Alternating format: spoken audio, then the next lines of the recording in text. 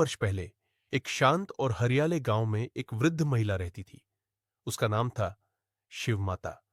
न कोई परिवार, न कोई सहारा, पर एक गहरा संबंध शिव से। हर सुबह सूरज की पहली किरण के साथ वह अपने कांपते पैरों से पुराने शिव मंदिर की सीढ़ियां चढ़ती थी और भोलेनाथ के चरणों में अपना सारा प्रेम अर्पित कर देती थी। गांव वाले उसे पगली माई कहते थे। कोई हंसता, कोई टोकता, पर वह बस मुस्कुरा देती। शिव है तो सब है। उसकी टोकरी में बस बेलपत्र, कुछ सूखे फूल और गंगा जल होता था। गरीब जरूर थी, पर उसकी भक्ति करोड़ों की पूंजी से कहीं बड़ी थी। एक रात गांव में तूफान आया, पर वो सिर्फ प्रकृति का नहीं था। डाकुओं का एक दल गांव में घुस आया। लूटपाट मचाई गई, आग लगाई गई, लोग भाग खड़े हुए, लेकिन शिव माता वहीं मंदिर में बैठी रही। डाकू सरदार कड़के हुए स्वर में, ओ बुढ़िया, जान प्यारी नहीं तुझे? शिव माता शांत भाव में, जिसके चरणों में बैठी हूं वही मेरे जीवन मरण का निर्णय करता है। डाकू सरदार हंसते हुए चला गया, पर रात को उसने एक भयानक सपना देखा। त्रिशूल लिए भगवान शिव उसके सामने प्रकट हुए।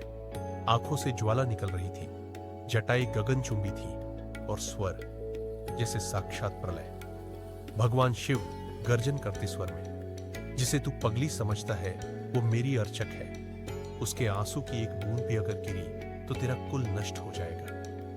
डाकू पसीने से भीग गया और उसी क्षण उसकी आंखें खुल गई। अगली सुबह वही डाकू शिव माता के चरणों में गिर पड़ा। मुझे क्षमा करो मां, मैंने आपको नहीं पहचाना।